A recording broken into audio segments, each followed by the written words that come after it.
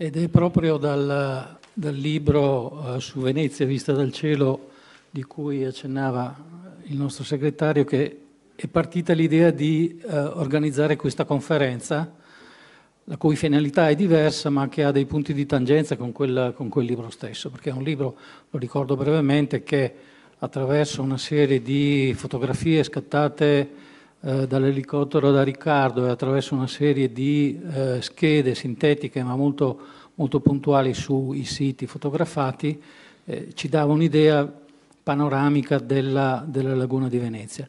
E da lì appunto si è pensato di organizzare una iniziativa simile, senza libro, perché questa è una conferenza pure semplice, che però guardasse la laguna di Venezia con un occhio diverso. E per farvi capire la novità dell'impostazione che abbiamo dato, io vorrei prima, ma molto sinteticamente, ricordare alcune figure allegoriche con le quali Venezia ha sempre parlato di se stessa.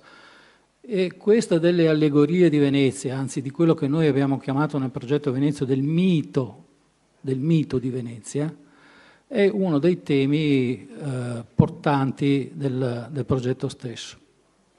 Bene, guardiamo velocemente e senza chiaramente addentrarci nella materia quali sono queste figure allegoriche. Ve ne elenco alcune. Per esempio Venezia è spesso vista come la figura della Luna e di Diana assieme, una delle più famose sta nei capitelli di Palazzo Ducale. Un'altra raffigurazione di Venezia, sempre degli antichi capitelli trecenteschi di Palazzo Ducale, è Venezia come Astrea, che è una costellazione, cioè quindi come giustizia. Ce ne sono altre di immagini allegoriche di Venezia. Per esempio mi viene in mente quella di Atena, la dea della pace, della guerra per giusta causa e della pace, famosissima, quella raffigurata dal Tintoretto in Palazzo Ducale. Ma ce n'è una che è centrale, è forse la più diffusa, la più conosciuta, la più osannata dalla stessa Repubblica di Venezia, che è la città di Venezia come allegoria della Madonna e quindi della madre di Dio. Che cosa hanno in comune queste figure, una diversa dall'altra, poi tra l'altro appartenenti ad ambiti diversi, anche letterari diversi? Beh, c'è un tratto che le accomuna, perché tutte queste figure femminili sono vergini. Quindi appellare Venezia come significa insistere sul concetto della verginità di Venezia. E la verginità di Venezia è sempre stata spiegata dai veneziani come uno dei principi, uno degli attributi fondamentali della sua storia, e questa verginità si spiegava che era dovuta, e quindi la sua inviolabilità era dovuta soprattutto all'acqua, al fatto che Venezia sia stata fondata sull'acqua, al centro della laguna. E questo grande specchio d'acqua, insondabile a chi non lo conosce a menadito, per i suoi ghevi, per i suoi canali, per il ciclo delle alte e basse maree, era impenetrabile a qualsiasi nemico o avversario che voleva impadronirsi della città.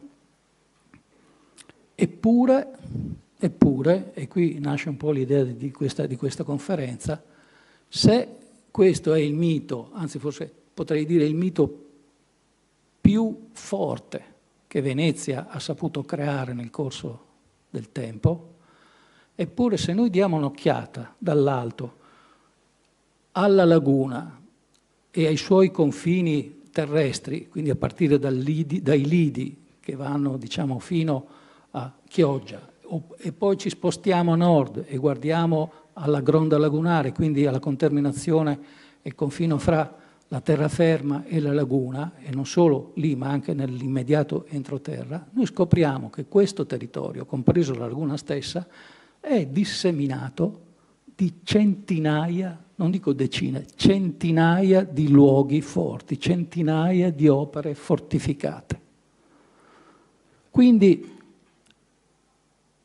ci dicono qualche cosa che non viene detto chiaramente nell'immagine pubblica di Venezia. Questi luoghi forti certamente sono stati eretti per difendere, per rafforzare quella inviolabilità, ma mai o quasi mai vengono menzionati nella letteratura, nella pittura, nell'arte, come una delle ragioni principali per cui poi questa laguna è rimasta inviolabile, perché il motivo pubblico che si esterna è il fatto che Venezia è inviolabile perché sorge sull'acqua. Quindi non dico una contraddizione, ma comunque qualche cosa di non detto che a noi invece interessava enucleare e spiegarvi. E per farlo, perché tanti sono coloro che si sono occupati delle fortezze veneziane, mestrine, cioè ci sono tantissimi studi e anzi è grazie a questi studi che noi siamo qui tre a fare questa sintesi, perché quella di stasera è chiaramente una sintesi, è una panoramica, è un sorvolo velocissimo e quindi molto sintetico per ogni punto che vi faremo vedere, che poi abbiamo scelti alcuni più emblematici, e grazie a questi studi che noi possiamo anche raccontarvi quello che sentirete questa sera. Certo, l'opera difensiva più grande, più impegnativa, mai realizzata dalla Repubblica per difendere la propria città, possiamo dire che sono state le diversioni dei fiumi dalla laguna. I veneziani sapevano benissimo che i fiumi portavano detriti che avrebbero col tempo riempito l'invaso lagunare e questo avrebbe comportato un grande pericolo militare perché avrebbe consentito ai nemici di avvicinarsi, no? Con questi riempimenti, con questi detriti, di avvicinarsi alla città e quindi di colpirla più facilmente. Quindi questa è una ragione di carattere difensivo, l'altra è di carattere commerciale perché salvaguardare i fondali della laguna significava garantire la navigabilità della laguna stessa e quindi dei commerci. Comunque sta di fatto che la diversione dei fiumi è, se vogliamo, tra virgolette, la fortificazione più immane, più grandiosa mai realizzata da Venezia per mantenere la propria inviolabilità. Ma come dicevo prima, ci sono numerosissimi luoghi fortificati, veramente numerosissimi, che iniziano dal IX secolo addirittura. Noi ne sappiamo poco di queste fortificazioni erette in quei secoli lì. Incominciamo ad avere notizie dal Medioevo, dal 1300, abbiamo sì delle testimonianze, eccetera, ma notizie certe, documentate, incominciano dal 300. E sommando un intervento all'altro, arrivando e correndo lungo i secoli, Venezia ha realizzato vari sistemi difensivi che l'hanno portata a concludere un sistema fortificatorio che io non esito a dire tra i più ricchi e i più articolati d'Europa, nonostante il mito di cui vi parlavo. Si tratta di un sistema che costituisce una testimonianza di valore storico, anche di valore architettonico e direi anche ambientale, perché poi queste fortezze sorgono in punti particolari, in isole della laguna o anche dell'entroterra mestrino, che noi cercheremo di illustrarvi stasera, ma che necessitano di una tutela e di una valorizzazione. Questo è il nostro auspicio. Certamente non scopriamo niente perché, voglio dire, già in parte alcuni di questi luoghi sono già valorizzati, basti pensare per esempio a quello che sta accadendo a Forte Marghera, ma il nostro desiderio sarebbe quello che con un'iniziativa come questa si ritorni a parlare con più insistenza e anche con maggior speranza magari di intervento per la valorizzazione di questo sistema. Le notizie sugli edifici più antichi del sistema difensivo veneziano, di cui Riccardo ci ha dato una brevissima illustrazione, anche perché sono i più difficili da documentare. Lasciano il posto invece a un sistema e a un'iniziativa difensiva molto più chiara che risale, come vi accennavo prima, al XIV secolo, e in particolare alla seconda metà del 300. Prima di vedere velocemente questi siti, dobbiamo tenere a mente di qual era la situazione storica e geografica, perché noi non possiamo parlare di difese se non abbiamo ben chiari questi due elementi. Cioè, quindi le vicende storiche che hanno attraversato la città di Venezia, ma anche la geografia e quindi i siti che poi sono stati muniti dai veneziani. Mi riferisco in particolare a un episodio, a una guerra importantissima, che è la cosiddetta guerra di Chioggia. Ricordiamo le date, sono 1378-1381, seconda metà del 300. La guerra di Chioggia è un conflitto terribile per i veneziani, perché solitamente si parla dell'attacco genovese via mare, ma occorre anche ricordare che i genovesi strinsero un'alleanza con i signori di Padova, con il patriarca di Aquileia e anche con gli ungheresi. E quindi i veneziani si trovarono attaccati non solamente sul fronte marittimo, il che sì, era molto grave, ma avrebbe comunque consentito di resistere a lungo perché ci si poteva rifornire dalle retrovie dell'entroterra, ma ha dovuto subire un attacco su 2 fronti e quindi praticamente completamente circondata, quindi sia dal fronte di terra che dal fronte mare. Questa esperienza, terribile perché l'esito a favore di Venezia non era del tutto scontato. Diciamo che adesso noi non possiamo addentrarci in tutte le scorribande, i conflitti, gli scontri che ci sono stati e che poi hanno consentito ai veneziani di conseguire una strepitosa vittoria grazie anche al comando di un generale che era Vittor Pisani. Ma durante questo conflitto, e noi abbiamo delle cronache, quindi abbiamo dei documenti più probanti, sappiamo che vennero erette delle fortificazioni provvisorie. Che cosa vuol dire? Sono fortificazioni erette in grande velocità e realizzate con palificazioni e con terra battuta. Queste fortificazioni provvisorie sono state erette in vari punti a seconda dell'andamento dell'assedio. Quindi in un primo momento verso Chioggia e in particolare verso Brondolo, in un altro momento nei lidi per difendersi dalle incursioni e dalle conquiste genovesi che sono arrivate fino a Pellestrina, in altri momenti per esempio in località di terraferma, perché ricordiamo che in questa circostanza i veneziani avevano già una parte del loro Stato che occupava la terraferma veneziana, perché la Repubblica riesce a impadronirsi della città di Mestra nel 1337 e poi anche di Treviso. Treviso stessa viene assediata dal re d'Ungheria, quindi Venezia è stretta in una morsa. Adesso noi non possiamo ripercorrere tutte le vicende di questo assedio, ma fu importantissimo. I veneziani ne fecero tesoro, tanto è vero che dopo la stipula della pace di Torino, appunto alla fine della guerra, a favore di Venezia 1381, la Repubblica prende alcune decisioni che sono epocali e che segneranno poi, ispireranno poi anche nei secoli successivi tutti gli strateghi che si sono succeduti per provvedere alla difesa della città.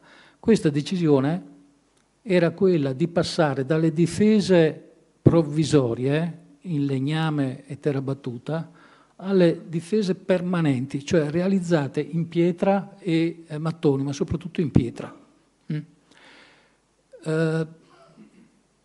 Si tratta di una decisione anche non solo di innovazione, di aggiornamento nell'arte della difesa, ma si tratta anche di una decisione di carattere finanziario, perché i costi di questi manufatti erano ingentissimi e quindi provvedere alla erezione di fortificazioni permanenti significava anche decidere di dare un certo indirizzo al bilancio della città, che decideva di spendere somme notevolissime per provvedere proprio alla propria difesa, perché le difese permanenti, soprattutto quelle realizzate in pietra, consentivano in caso di nuovo assedio, di resistere con maggior efficacia e soprattutto di resistere per più lungo tempo. E siamo in un periodo in cui le campagne di assedio militare difficilmente si svolgevano durante l'inverno, ma venivano condotte soprattutto in primavera e in estate, perché col sopraggiungere delle piogge gli eserciti assedianti si trovavano in gravissime difficoltà logistiche e anche di accampamento. Quindi se io realizzo delle difese permanenti, ripeto, estremamente costose, significa anche che rendo al nemico molto, molto più difficile, se non impossibile, il pensiero di un nuovo assedio. E infatti, se noi potessimo farlo, ma ripeto, non è il caso di questa sera, di fronte a ogni fronte di guerra che c'è stato, di assedio e di scontro tra la laguna e la terraferma e nei punti cruciali, i veneziani provvidero alla erezione di queste fortezze permanenti, che sono in particolare le mura di Mestre, perché la Mestre aveva delle antiche mura, ma che ormai non erano più adatte a sostenere qualsiasi tipo di assedio, e i veneziani decisero di rinnovare e di costruire ex novo un circuito murario attorno a Mestre. Purtroppo noi non lo vediamo più perché è quasi del tutto scomparso. Diciamo che l'emergenza più evidente è la torre dell'orologio, la torre civica dell'orologio che voi tutti conoscete, e un altro punto che è ancora rimasto ma è meno conosciuto è il bastione nord di nord-ovest, che è la cosiddetta Torre Mozza. Ma attorno a questi due punti superstiti, che possiamo ancora ammirare, girava un lungo circuito che è stato studiato, è stato ricostruito, ma che purtroppo non esiste più. Però quel circuito è un circuito di difesa permanente che comportò ingenti spese finanziarie realizzate nel corso del 300 fino ai primi anni del 400. Il secondo intervento che venne realizzato sono i castelli di difesa del Lido. C'è un punto di attracco, un punto di ingresso dal mare Adriatico, non era esattamente come lo è ora, ma diciamo il punto è sempre quello, perché costituiva l'ingresso principale marittimo per Venezia. Ecco, quell'ingresso era cruciale per la difesa della città, e quindi in quel punto, dove esistevano già delle fortificazioni provvisorie, venne edificato con forti medievali, ma sempre permanenti. Sono i castelli di San Nicolò del Lido e di Sant'Andrea, non quelli che vedete adesso, ma altri che c'erano in precedenza e che possiamo vedere in questa immagine che avete alle mie spalle, dove appunto si vede l'ingresso di San Nicolò a sinistra, e con le due frecce indicano gli antichi castelli che, ripeto, non esistono più, ma sono castelli medievali con un circuito rettangolare e un mastio e una torre più alta che serviva a dominare, diciamo, i dintorni del territorio che si doveva difendere, in particolare il canale d'ingresso del porto di Venezia. Se poi andiamo avanti.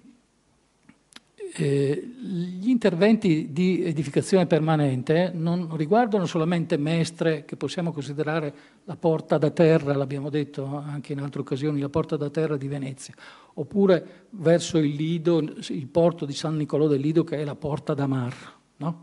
Ma proprio sulla scorta dell'esperienza terrificante dell'assedio di Chioggia, sappiamo che i genovesi partirono nel loro attacco proprio da Chioggia e la conquistarono, perché entrarono dentro Chioggia e da lì poi si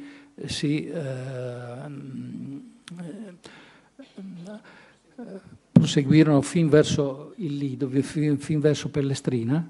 Ecco, lì a Chioggia, quindi nell'ingresso del porto di Chioggia, i veneziani decidono di costruire un'altra fortificazione permanente, che è il Castello della Luppa, della Luppa, e ciò che rimane di questo castello, ma molto trasformato, è quello che vedete in questa diapositiva. Possiamo andare avanti. Quindi Le vicende del 300 sono emblematiche per la storia delle fortificazioni veneziane, per le scelte che vi ho appena abbozzato. Nel corso del 400 Venezia cambia completamente strategia, perché da una piccola repubblica, diciamo sì, con possedimenti nel mare Adriatico e nel mare Mediterraneo orientale, ma territorialmente ancora Venezia è molto contenuta nell'entroterra. Il 400 è il secolo delle grandi conquiste veneziane in terraferma, si arriverà a conquistare le città di Bergamo e Brescia in Lombardia e di Udine nel Friuli. La strategia di Venezia cambia completamente, non si deve più pensare alle fortificazioni nell'immediata laguna, diciamo nell'immediato intorno di Venezia, ma si deve pensare alle fortificazioni dello Stato. Questa egemonia, questa mira espansionistica veneziana viene letta in maniera molto sospettosa e allarmata dalle altre nazioni europee e dagli altri stati italiani, che stringono un'alleanza tra di loro e la Lega di Cambrai, la quale con un esercito organizzatissimo affronta i veneziani e infligge a Venezia una sconfitta epocale, che è la sconfitta di Agnadello. Siamo nel 1509. Nel 1509. E l'esercito nemico giunge, in seguito a questa sconfitta campale, giunge facilmente, superando tutte le cinte fortificate delle città predisposte dai veneziani, giunge facilmente fino a Mestre. Siamo nel 1513, che viene messa a ferro e fuoco, e dalle cronache noi sappiamo che alcune truppe tedesche puntarono le loro artiglierie verso Venezia, fecero fuoco, ma chiaramente senza giungere con i loro proiettili a colpire le prime abitazioni di Canareggio, perché i tiri di allora, la tecnologia di allora non consentiva delle gittate così lunghe da raggiungere la città. Questo è il primo episodio.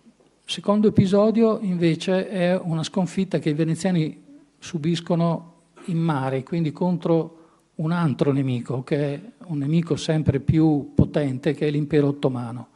La sconfitta alla quale mi riferisco è la sconfitta della Prevesa, una sconfitta militare che avviene nel 1538 e che allarma tantissimo non solo i veneziani, ma in realtà tutte le potenze cristiane mediterranee. Venezia prende atto di queste realtà e si rende conto che non può più contare su una politica di espansione, come accadde nel 400, ma che doveva fermare i propri progetti, le proprie ambizioni di allargamento territoriale, e doveva difendere il proprio Stato recuperando le terre perse, è quello che farà nel corso dei primi decenni del Cinquecento, e incentivando le fortificazioni delle città del proprio Stato. E naturalmente senza dimenticare le difese dalla via del mare, che erano sempre più minacciate da un potenziale attacco che poteva venire da parte della flotta turca.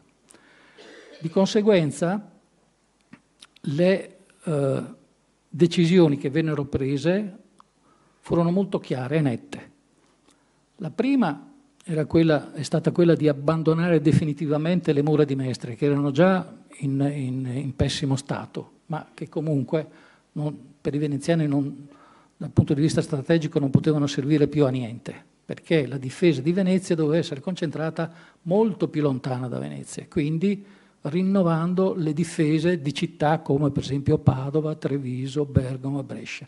Tra l'altro questo piano di rinnovamento è stato grandioso, tra i più consistenti dell'epoca, e tra l'altro anche all'avanguardia. Chi studia architettura militare nel Cinquecento per forza di cose deve passare per Venezia, perché i più grandi progettisti, architetti militari, ingegneri vennero assoldati da Venezia proprio per rinnovare e per dotare quelle città di sistemi difensivi apparentemente imprendibili, ma che comunque erano stati rinnovati per difendere poi la capitale, che era molto più lontana.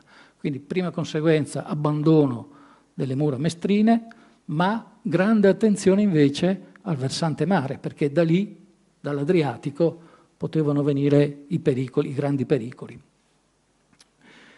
E quindi il rinnovamento del forte di Sant'Andrea, quello che vedete in diapositiva è il nuovo forte di Sant'Andrea progettato da uno stratega che è Francesco Maria I della Rovere, ma anche dal San Micheli, e vedete questo forte, che è ben noto perché lo possiamo vedere anche in questa immagine, che è completamente diverso da quello precedente, ma della fortificazione precedente rimane il mastio centrale, quella specie di cubo di volume, di mattoni che vedete crescere alle spalle del forte, è quanto rimane della vecchia fortificazione che venne eretta dopo la guerra di Chioggia.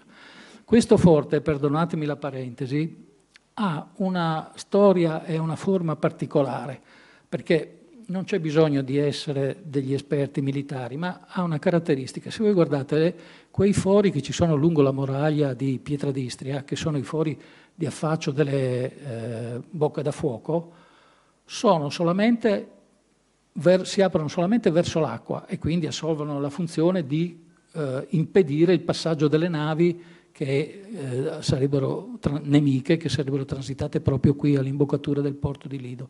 Ma se voi guardate dietro non c'è nessuna fortificazione, di solito un circuito, appunto così è tale, è chiuso, un sistema difensivo fortificato è chiuso perché deve difendersi da tutti i lati.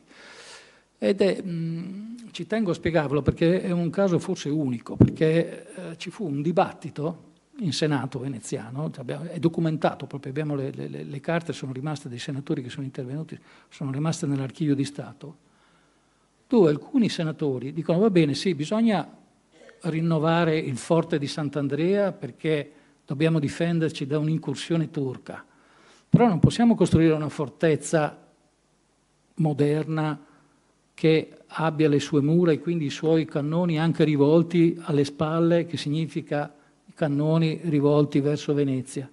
Perché se qualche tiranno veneziano, se qualcuno di Venezia volesse fare un colpo di Stato e quindi ambisse alla tirannia, questa era una delle preoccupazioni continue che il patriziato veneziano ha avuto già fin dal Trecento con le congiure che sono state domate nel corso di quel secolo, cioè impedire che in seno al patriziato nascesse un tiranno, nascesse un principe, per dirla con i termini di allora, che sovvertisse tutto il sistema, diciamo, aristocratico veneziano, ma anche democratico, se vogliamo, repubblicano.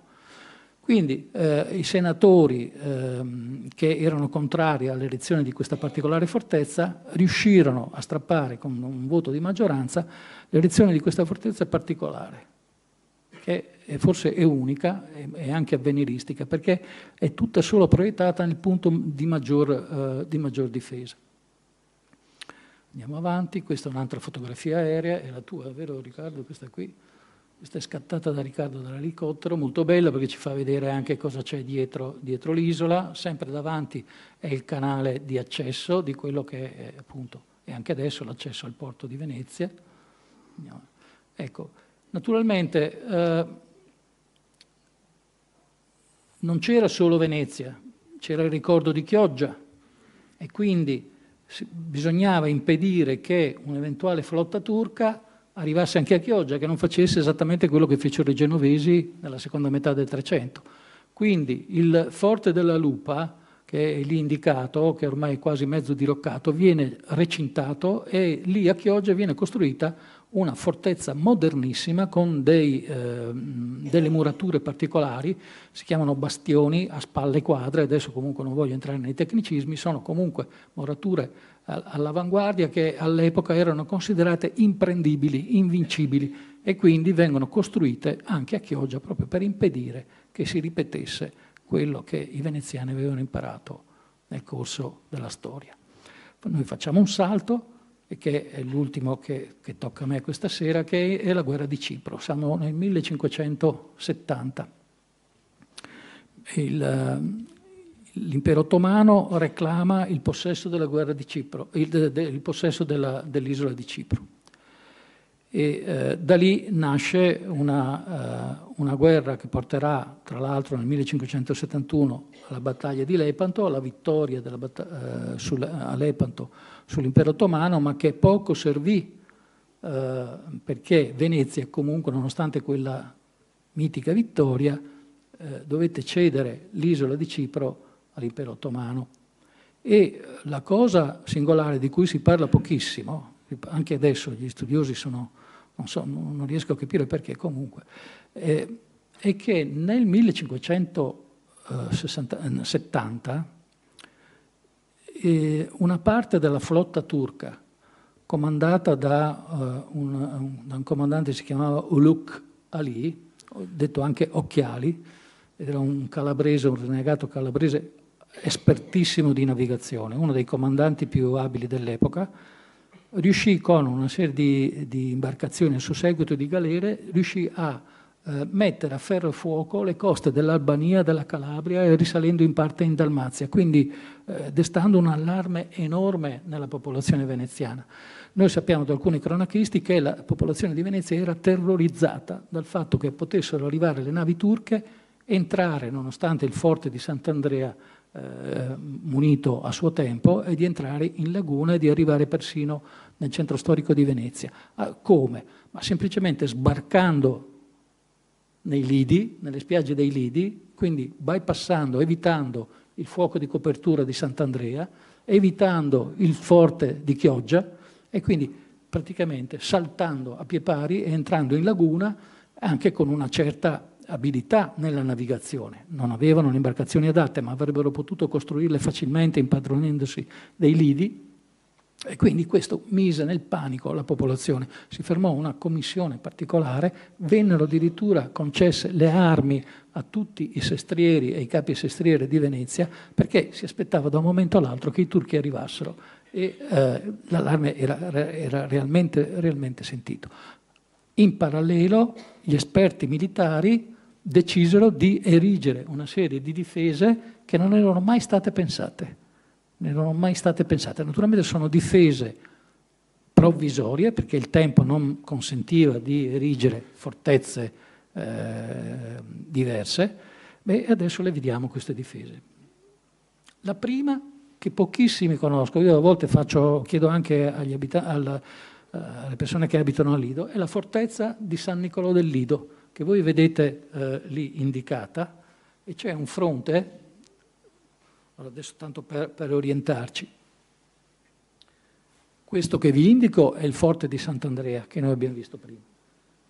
Qui davanti c'è il vecchio forte medievale di San Nicolò, ma i veneziani all'epoca costruirono una fortezza enorme, che termina in questo lato, a ridosso dell'attuale cimitero ebraico, va bene, con queste 3 opere fortificate che attraversavano il Lido da una parte all'altra, dalla laguna fino al mare. Questa fortezza prima venne eretta provvisoriamente, poi dopo resa permanente negli anni subito successivi. Perché venne alzato questo fronte altissimo e imprendibile, dotato di artiglierie? Perché si pensava che appunto a uno sbarco turco nei lidi, i turchi, come dicevano gli strateghi di allora, sarebbero arrivati con le loro truppe fino a questo punto per impadronirsi della fortezza di San Nicolò e da lì battere e demolire il forte di Sant'Andrea. Quindi c'era tutto un piano strategico studiato della possibilità che i turchi avevano di aggredire Venezia. Ed ecco la ragione per cui viene aperto questo fronte difensivo, questa muraglia di chiusura nei confronti dei turchi. Questa fortezza esiste ancora, non è leggibile perché ci sono alberi, sono diciamo delle delle costruzioni che la impediscono. Qui quella che vedete è una fotografia dei primi del Novecento, dove io ho ripreso la stessa pianta che vi ho mostrato prima e l'ho girata facendovi vedere dove è posto il fronte bastionato, cioè il fronte difensivo. Ed è una fortezza enorme, cioè che i veneziani mai si sarebbero immaginati di realizzare. Questa è una fortezza, diciamo, che poteva essere adatta a città come Zara. Per esempio Zara venne edificata con una forma simile, oppure a città come Bergamo, che sono, le cui mura vennero rinnovate poi nella seconda metà del Cinquecento. Ma mai si sarebbe pensato di erigere in laguna, ai lidi, un manufatto di questa grandezza e di questa portata, che sicuramente avrebbe posto anche dei problemi dal punto di vista politico, perché chi diventava padrone di questa fortezza poteva benissimo diventare padrone di tutto il porto, dell'ingresso al porto del Lido di Venezia, porto di Venezia. Ma fecero anche altro, che voi sicuramente realizzarono delle postazioni ottagonali, che chi di voi conosce bene la laguna sono famosi, perché sono i famosi ottagoni della laguna. Questi ottagoni sono stati realizzati nel 1570, prima con fortificazioni provvisorie, ripeto, poi dopo murati col muro di cinta che successivamente è realizzato nel 600. Ma questi ottagoni sono stati realizzati proprio perché erano posti davanti alle aree del Lido che erano state considerate come punti di probabile sbarco turco. Quindi se i turchi fossero arrivati fin lì, fossero sbarcati nella spiaggia del Lido, dall'altra parte, poco a distanza, da questi ottagoni sarebbero partiti i colpi di artiglieria che li avrebbero immediatamente annientati. Andiamo avanti. Ecco, questo fu addirittura pensato di difendere l'ingresso di Malamocco, perché era un altro dei punti dove potevano entrare le navi turche. Prima con 2 forti provvisori, questa pianta che vedete è successiva perché i 2 forti di Malamocco, San Piero in Volta, no? Sono stati poi resi permanenti nel corso dei 600 in seguito alla guerra di Candia. E naturalmente la stessa operazione di ammodernamento venne fatta per Chioggia. Quindi tutto il fronte adriatico, possiamo dire così, dei Lidi venne ammodernato, ulteriormente ammodernato, ma soprattutto continuamente fortificato, mentre prima si pensava solamente a due punti chiave.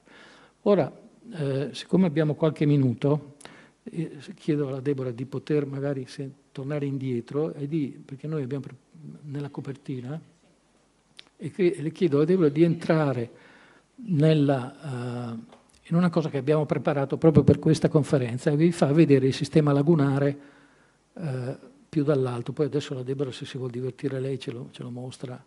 Ecco, questo qui è una mappa di Google dove noi abbiamo indicato con i pallini rossi, con i segnalini rossi, gli interventi lungo i lidi fino a Chioggia, per farvi capire tutta la linea difensiva che è stata ammodernata. Adesso Deborah, poi se puoi ingrandire e poi magari lo scorri, così facciamo vedere. Ecco lì, voi vedete che ci sono i 2 punti di accesso al porto, quindi Sant'Andrea e il forte di San Nicolò.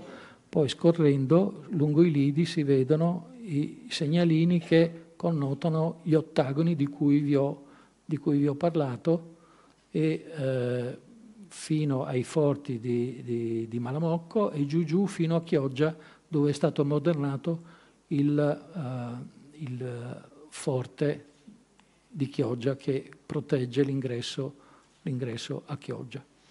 Ecco, allora se vogliamo per esempio tornare un attimo al forte di Sant'Andrea, grazie Deborah dell'aiuto, e se fai clic destro sul forte di Sant'Andrea, facciamo cosa c'è scritto? Sì. Ecco, qui vediamo questa veduta del forte e dove si percepisce meglio il canale d'ingresso. Ecco, io mi fermerei qui.